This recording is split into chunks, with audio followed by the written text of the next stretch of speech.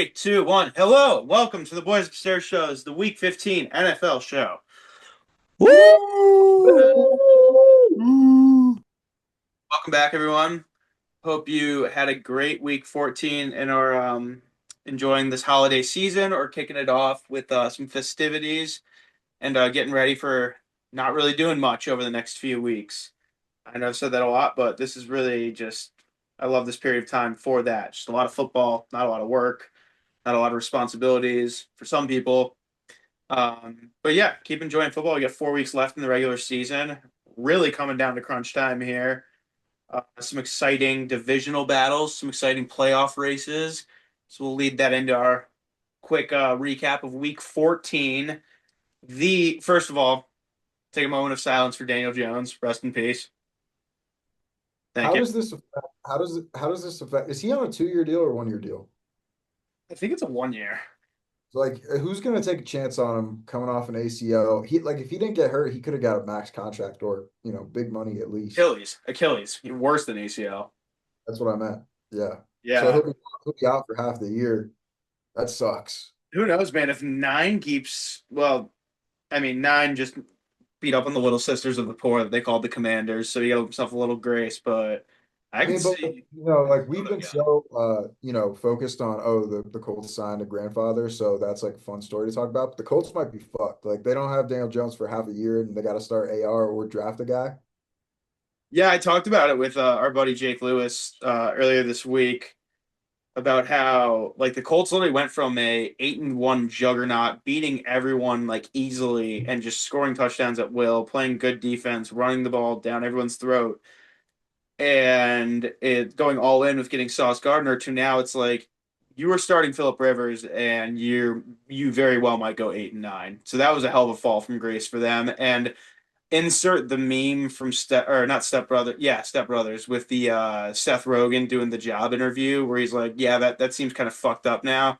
Um, with the owner, Carly Ursay Gordon, I believe is her name, standing around like with the headset on with the call sheet in her hands and like being on the sideline all the time when they were winning. That was like, oh, best owner ever. She's really involved in this, everything. Now it seems a little fucked up. You gave away your future for Sauce Gardner, and now you guys have Philip Rivers starting. So, RIP Danny Jones, wish the best to the Colts and the Weiss brothers. The Eagles and Chiefs Super Bowl contenders, well, actually Super Bowl matchup from last year, both look like dog shit right now. The Chiefs are basically all but out of the playoffs. It's like what 16% chance. I still think there's going to be a way that they squeak their way in. The Eagles, I mean, that they are just in shambles. I can't even believe what I'm seeing from Jalen Hurts in that offense right now. I'm at the point where I think AJ Brown's overrated. Um, Don't say because that, Sam. That's crazy and work. dude, if Jalen Hurts isn't force feeding him 18 targets a game, he's useless. And one of those picks was directly on AJ Brown. Ball hit him in the hands, and he tipped it back for a pick.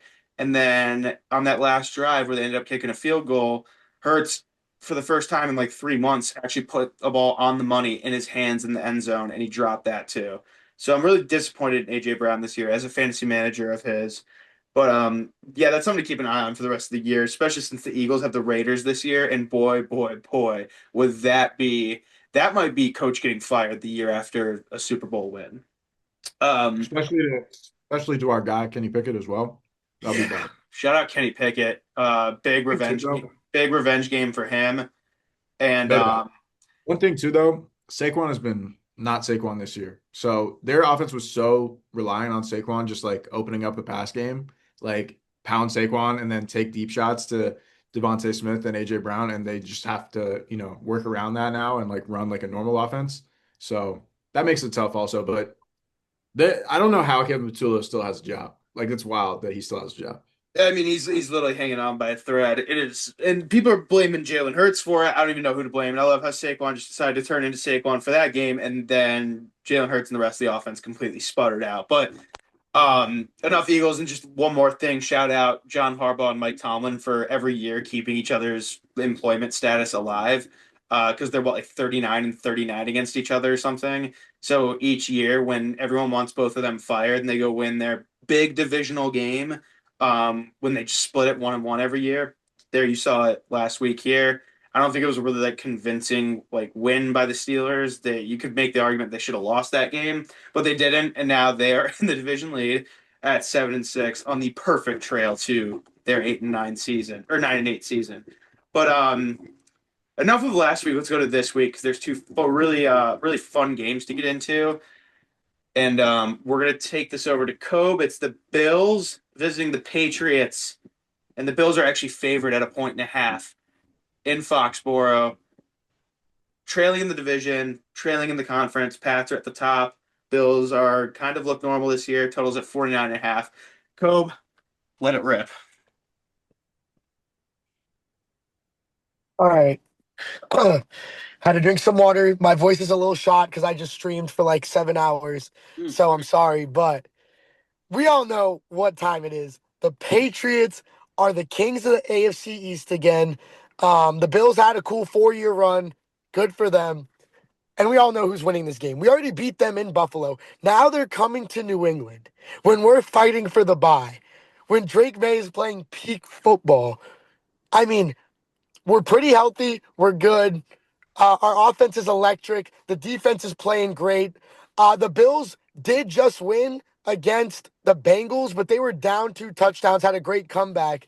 But if they try to do that against us, they're going to get blown out by 30.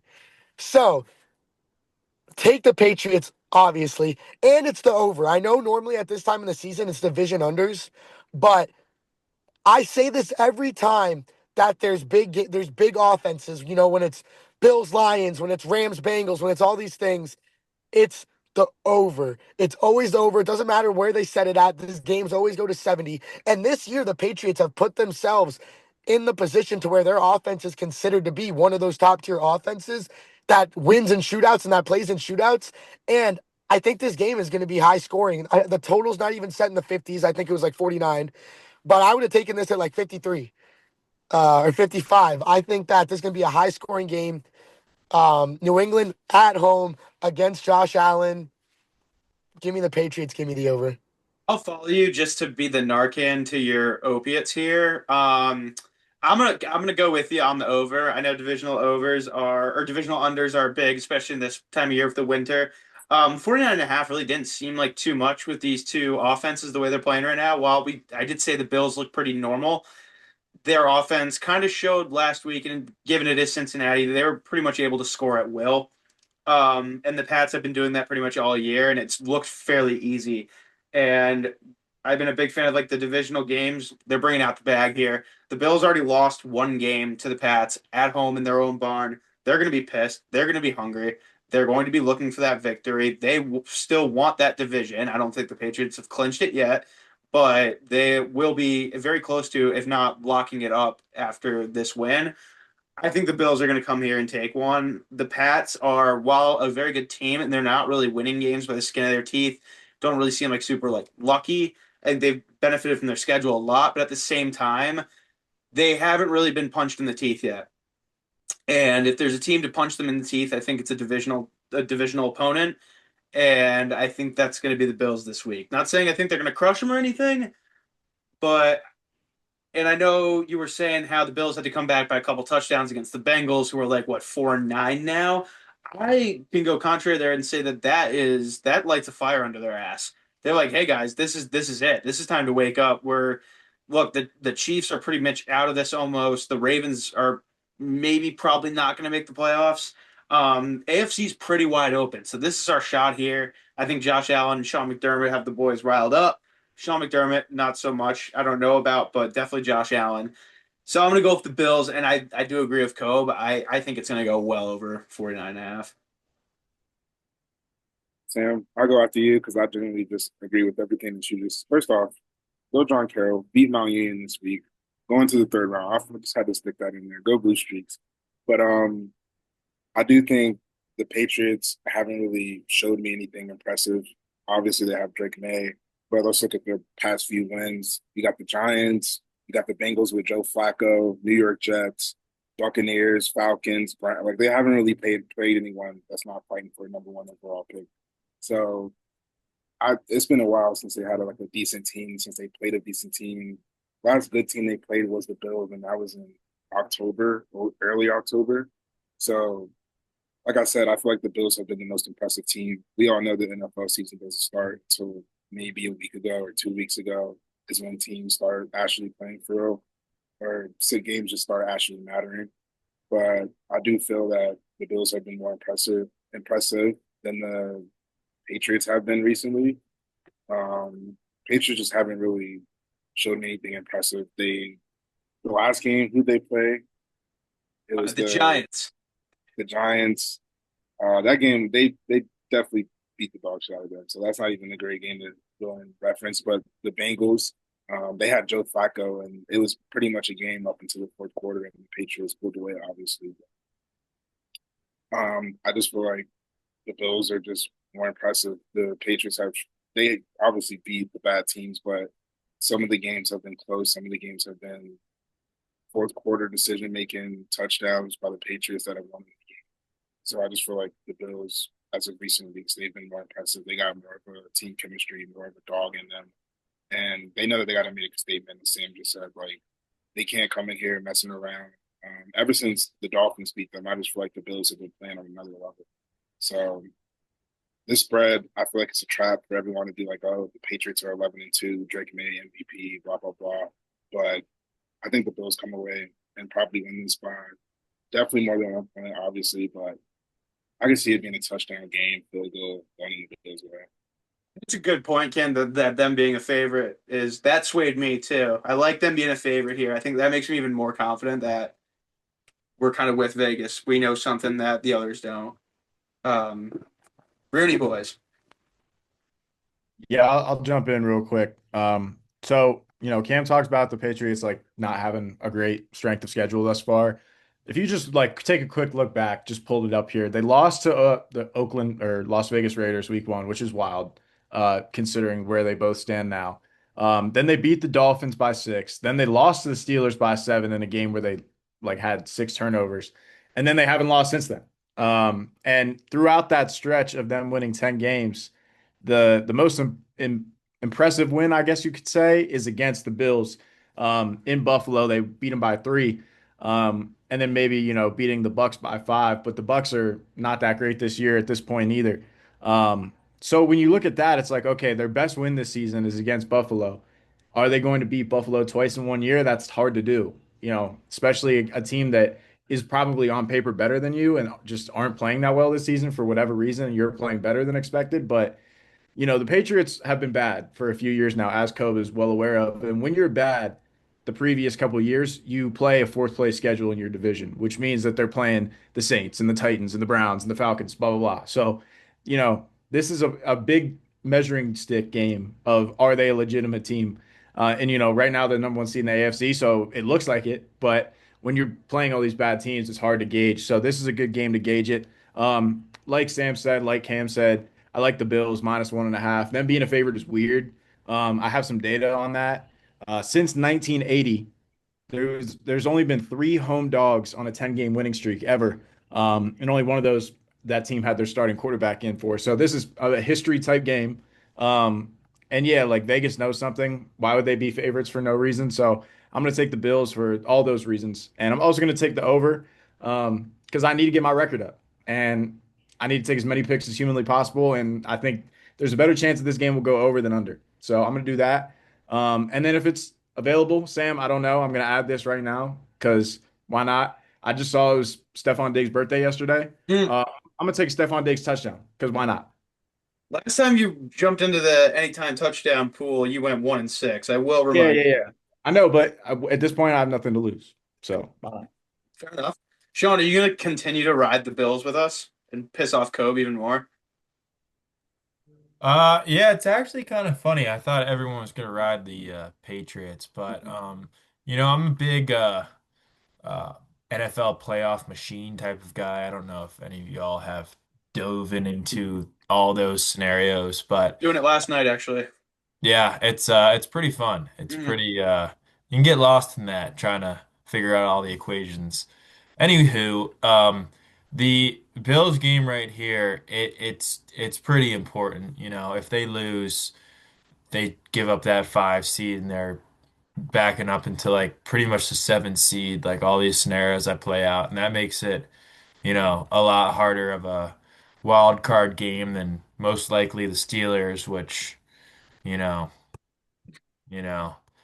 Um, so I think they're looking ahead probably and seeing that the road will probably get a lot tougher if they don't win this game.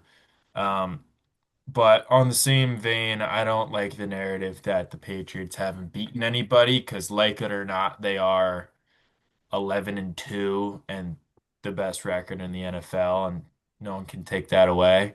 They're playing who they're playing. So I'm taking the Pats.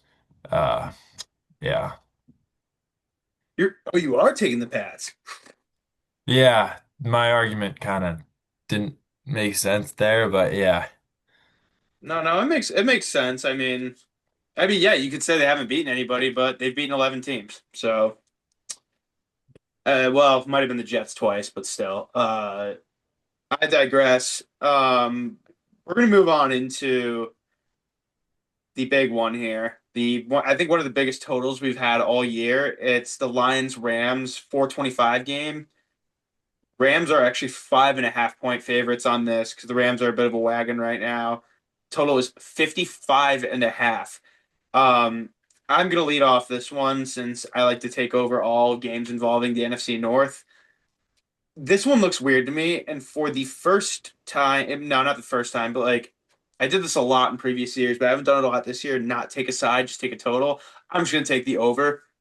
Um, and I'm doing this strictly off vibes, considering around this time last year, the Lions played the Bills in a 425 game, and it was borderline Goff versus Mahomes from that primetime game in 2018 or whatever, where it was just score, score, score, score, score.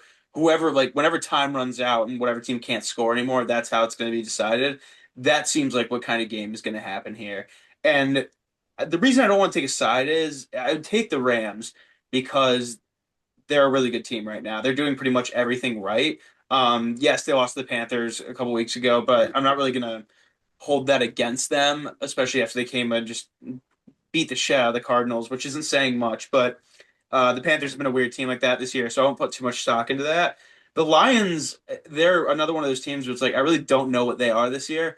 They will come out one week and look like a dysfunctional shit show, like they did against Philly and like they have in other games where they're just missing everything. Goff looks like a potato, looks like a lost puppy, and then they'll come out in another game like they did this week against or on Thursday night against the Cowboys and look like they're in full tune 2024 Ben Johnson running the offense, just scoring at will. Jameson Williams is running the ball for Jameson Williams, Jameer Gibbs, St. Brown, everyone just in tune. Catches look easy, runs look easy, throws look easy, and that's kind of what the case was. But like I said, that hasn't been consistent like it was last year. So I don't really know what kind of Lions we're going to see on the road against a really tough Rams team. But there is one thing I do know, and it's that points will be scored this game because Matt Stafford has not been not scoring points. That's pretty much all he's doing is throwing for touchdowns this year. Rams team's got a lot of swagger in them. Lions team has a lot of pride in them. And both, I will say, at this point, are fairly offensive oriented. And the whole NFL ESPN oriented Calvin Shepard propaganda campaign that started after he had like 2 weeks where the Lions gave up 14 points on defense has completely been obliterated because their defense is just getting shelled left and right now. And say injuries all you want, everyone has injuries, so fuck that. I think this game, I think one team might hit the over themselves. That's what I'm gonna say. And I think each Goff and Stafford might throw for 8 total touchdowns. I'm gonna follow that because I low key have pretty much the same take. I'm not taking a winner or loser here. Um, the Rams are obviously the better team this year. Like Sam mentioned, Lions have crazy inconsistency problems, and the Rams have also just been one of the best teams in football, if not the best team in football. Offense is clicking, like Sam mentioned, really good defense. But the Lions have kind of had the Rams number over the past couple of years. They beat them in the playoffs. They beat them like week 1 of last year in overtime. They have kind of always had their number. I don't know if it's like the Jared Goff chip on his shoulder, like y'all didn't want me, or I don't know what it is, but I'm gonna be mad at myself if the Rams win and it's not by like if it's only by 3, because this is probably gonna be a decently close game, and then I'm gonna be mad at myself if I take the Lions and then the Rams just win, and I was like, I knew the Rams were the better team, so I'm not taking that, but the over, like I just said for the Patriots pick, whenever it's two monster offenses, especially these two teams, you have to take the over no matter what it's set at in the 50s, the 60s, whatever it is. Points are going to be scored. Stafford is obviously MVP. Oh, Nope. oh, must be in the tunnel. Oh, did I cut out? You cut out for a second there. You were talking something about Stafford. Okay, my bad. Still bumpy. You are still bumpy. We can come back to you. I can just say the over, the over, and that's it. There you have it. No, I'm assuming that you're driving on 95. I just saw a video of a plane that crashed onto 95 yesterday, Cope. So be careful out there. That might explain the connection breakup. Yeah, Could you watch out for imagine, those planes, Coby. could you imagine Cope giving his take on the pod and a plane crashes into him? He's like, hold on, bro. Died I doing gotta what he pause my loved. take. Nobody died. Like there wasn't even any major injuries, which is insane. Oh, was it just like a Cessna or something that just like forgot how to land and toppled over? It's like, one of those old prop planes, Yeah. and I guess was running out of gas or something, but it landed like right on a car and nobody died somehow. That All makes right, it well, I'm cool. looking out for flames. Yeah, be careful out there. Yeah, I'm being I'll careful. go. But yeah, I but yeah, haven't gotten hit by a over. plane. If You I get took hit the by a over? plane on the pod, you better post it. Oh, I'll post it. Don't worry. Breaking Use it, news. use it as evidence, yeah. Okay, all you. I honestly do But yeah, not have much to say, bro. After watching the Rams play last week, I can't go against Nakua. I cannot go against Puka. Puka is unreal, catches anything that is in his vicinity. I will refuse to go against Puka Nakua. So, Rams spread. All Stafford got to do is throw the ball up to him. The Lions DBs are just pitiful.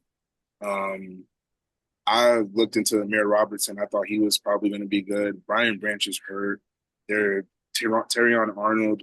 I don't even know if he's hurt or not, but I just haven't seen him really making any plays or doing anything crazy to help this defense that is just getting decimated every week. I feel like so.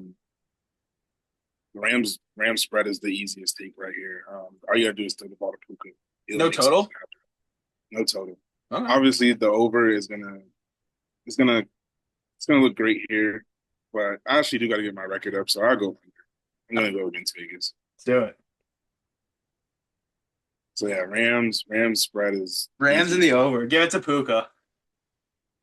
All right, yeah, I'll follow. I disagree. I mean, like, there's definitely a world where the Rams win, but I feel like it'll be by 3, or anything less than 5.5. I think the Lions are still, a very competitive football team.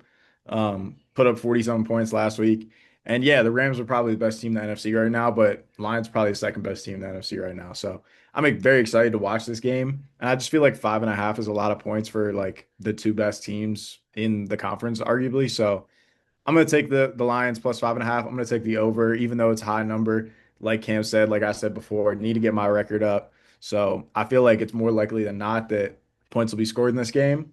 And then I just pulled it up. Why not go back to the well? Sam, I'm going to make your life a little hard here with these.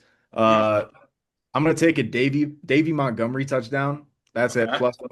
plus 155. And I'm also going to take a Blake Corum touchdown. Shout out Blake Corum from the DMV, played against him in high school. Because why not? They give him the ball in the goal line situation sometimes. So I just want you to know this is either going to work out really well and you're going to shoot up the rankings, or you're going to end up in the basement with Andrew Weiss. yeah, I mean, I'm willing to take that chance because I'm already pretty much in the basement. I'm down halfway down the stairs going to the basement, so I might Yeah. as well take a chance. So Shawnee, what kind of activities are you get? Oh, practicing? Yeah, a little jam. Um, On how did the show go?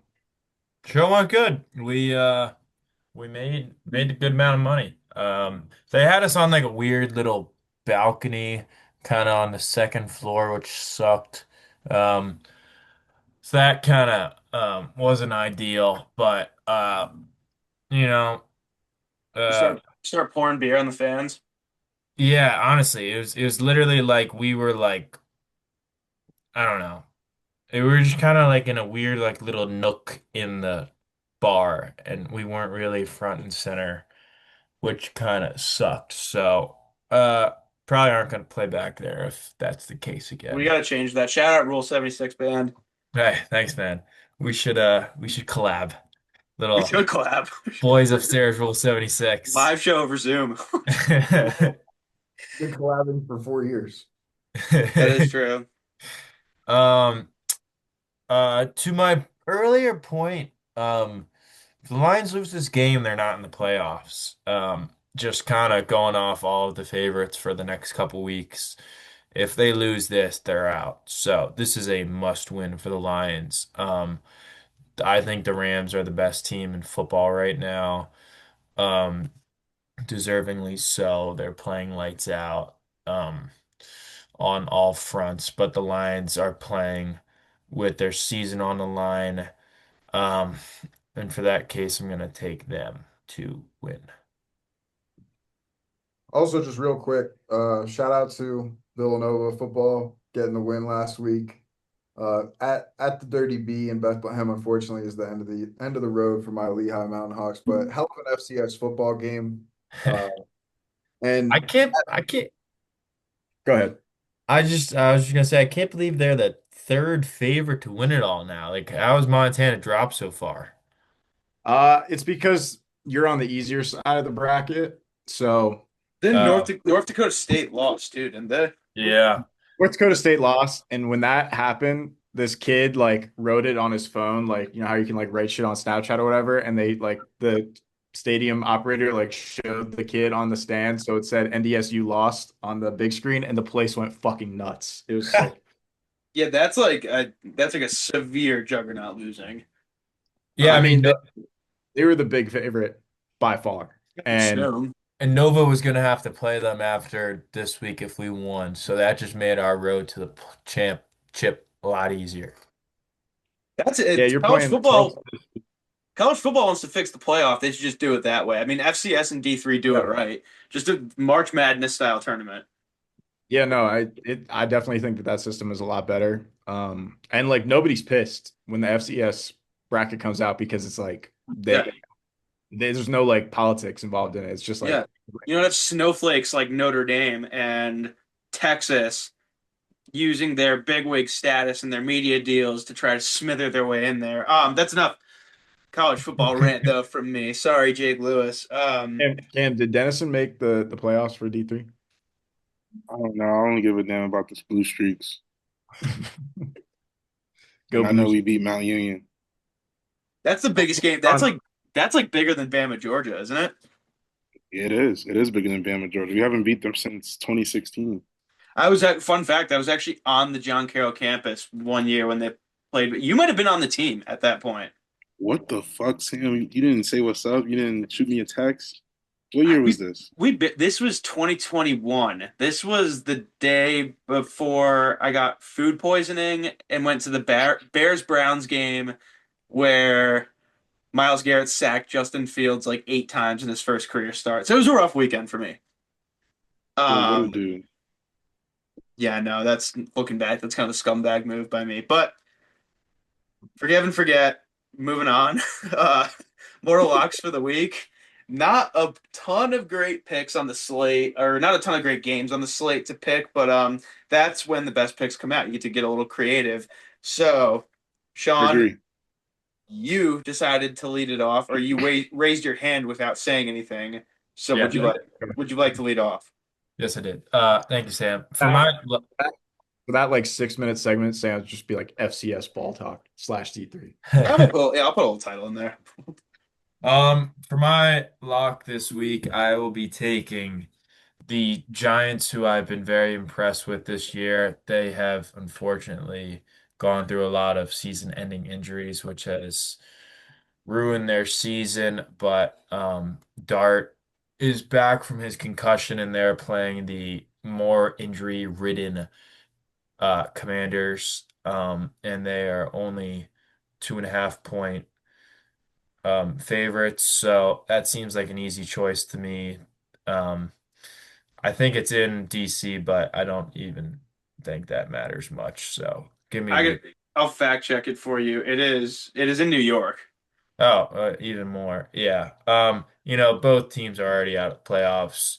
Kind of just playing for grit at this point. I mean, you could say maybe they're both trying to lose to get better draft choices, but I have more faith in the NFL than that.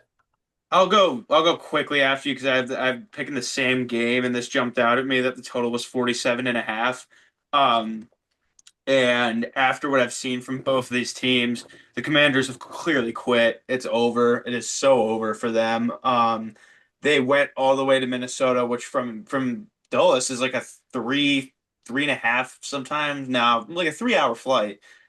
That's a long way to go up there and just not show up. Just got their asses kicked. Jaden got hurt again. He's got more times leaving a game with an injury this year than he does wins.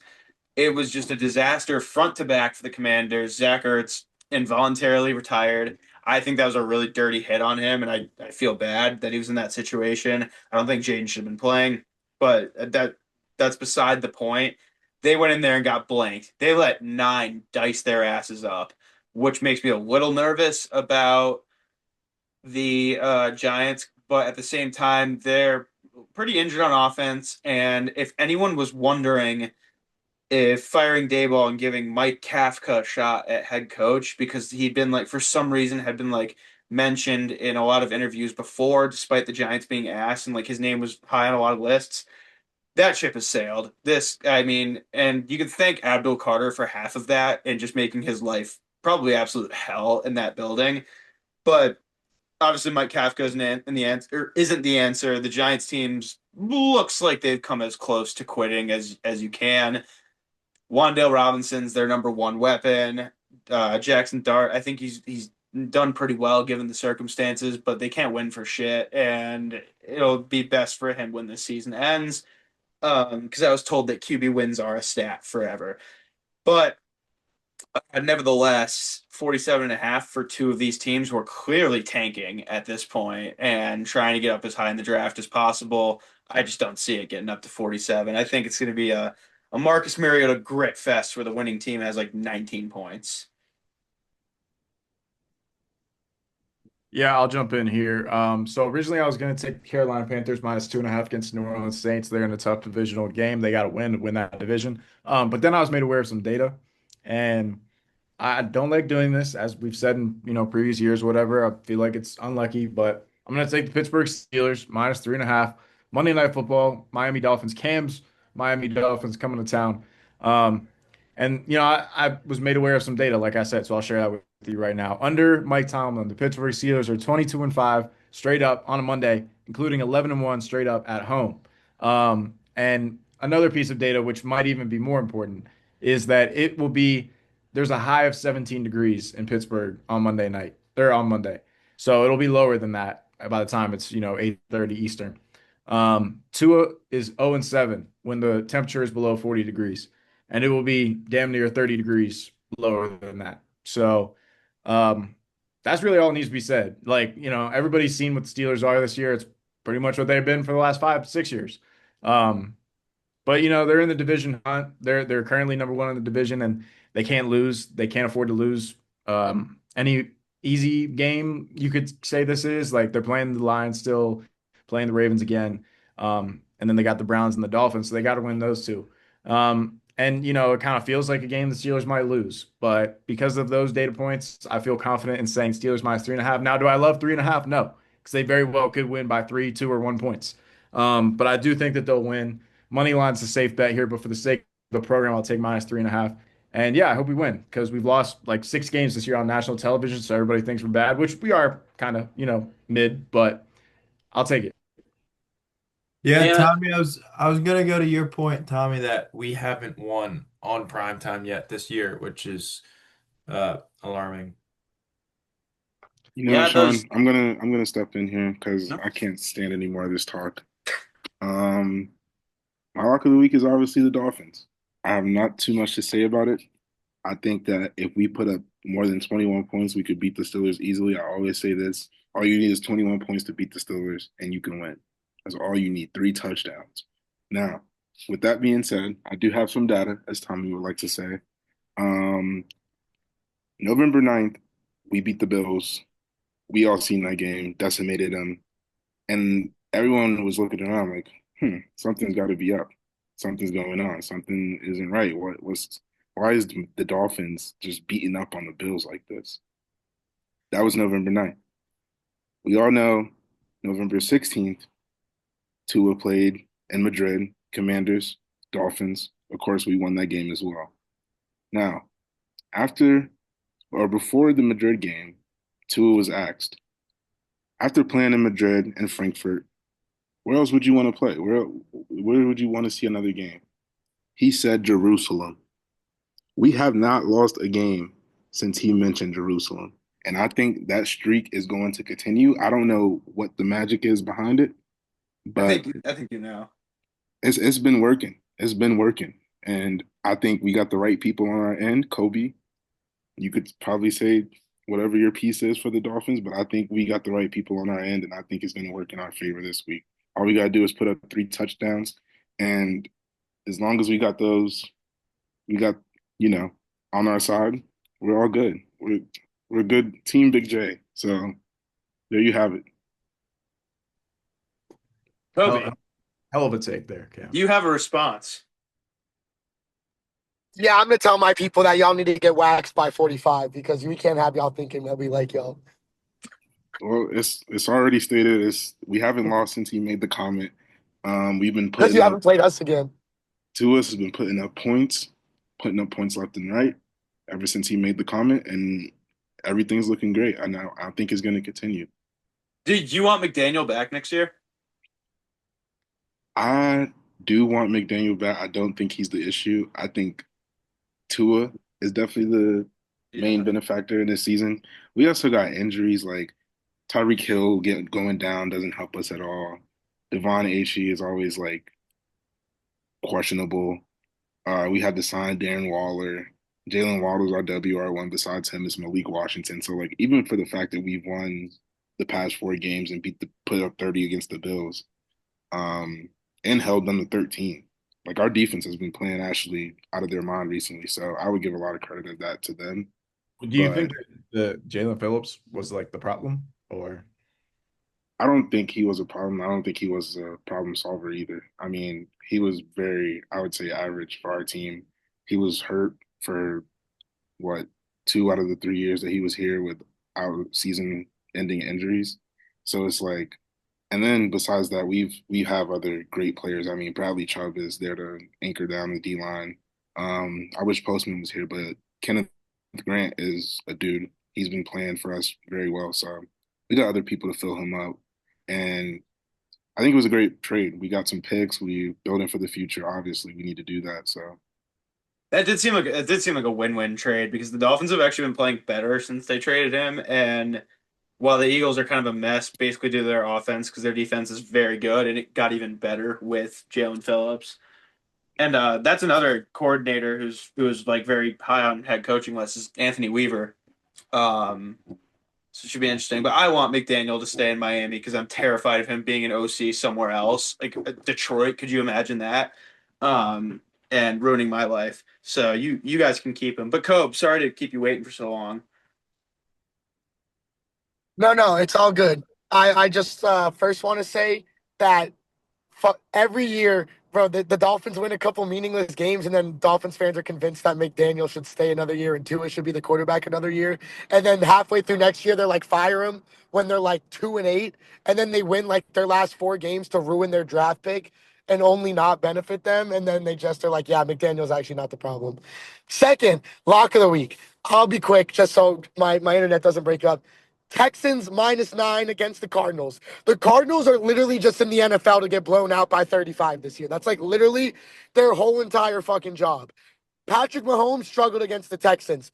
Josh Allen struggled against the Texans. What the fuck do you think Coby Brissett is going to do? Dice them up with Michael Wilson as his number one because Marvin Harrison doesn't want to play. Well, now I think he has like a concussion or something, or he's hurt. But the Texans, their defense is absolutely going to lock up the Cardinals. And the Cardinals' defense is terrible. I thought they were going to be pretty decent this year, and they started off kind of good, but they've been really bad. They're bottom of the league and everything. The Texans' offense has been getting better throughout the years once CJ came back, and I think that this is an easy team for them to beat up on, and really get things back clicking. So I think Texans by 1 million. Cardinals are just getting blown out every single week, and I think that continues. Texans are extremely hot right now. Shout out, Super hot. shout out Jupiter legend, Jacoby Brissett. Saw him at Square Grouper that one time. That was pretty cool. They should put Jacoby Brissett's jersey up in Square Grouper. That'd be sick. That would be cool. Closing question though, if you guys don't mind, where the hell does Kyler Murray end up next year? Miami. I saw his odds, and unfortunately, the Steelers were, I think, Oh two my God. or two in that ranking. I don't think that's going to happen. I just don't. I'm not a Kyler guy. Like, nothing against him as a human being, but the only playoff situation we've ever seen of him was him not being able to see over the line against the Rams, and I don't want to deal with that. So I would rather have Will Howard start, which probably isn't going to happen either, but anyone but Drew Aller and Kyler Murray would be nice. Yeah, I think I mean it'd be crazy to say falls down as just like a backup option, but I could very well see I've been hearing a lot of Minnesota talk. I could see that. Yeah. I could also see him taking the Sam Darnold route and, go to 49ers or somewhere like that, be a backup for a year, maybe play one game, play well, and then he gets a shot somewhere. Yeah, I'm trying to think of what team still runs like a run and shoot or air raid. And Commanders and Cowboys are the only like ones that come to mind. I mean, the Raiders don't necessarily fit that bill, but they're in the quarterback market probably next year. The Raiders are in just egregious amounts of turmoil in that organization. Their offensive coordinator right now, he's only been an offensive coordinator like 4 times, and every time it was like an interim gig because Chip Kelly was calling plays from his time at Ohio State. That was really funny. But yeah, no, I'm interested to see what happens with Kyler Murray. But I'm interested to see, does Chip Kelly just go back to Ohio State and be like, I still got one more year with Jeremiah Smith? And I actually think he probably will because their offensive coordinator is going to USF, and he's saying he's all of his attention is devoted to USF. You can't say that at a presser in the middle of a playoff run. yeah, I don't like that either. Yeah, but shout out USF since you guys are all Southern Floridians. Uh, Um, Shout out Postman. Couldn't be here today because he's dealing with the emotional distress of his head football coach being relieved of his duties. yeah, Uh, Postman's on the phone with the AD right now trying to figure that one out. What are those reports fake, or was that like an actual statement release? he got arrested. Don't know for what because we don't. All we saw Well, was like and subscribe. Tell your friends. yeah, like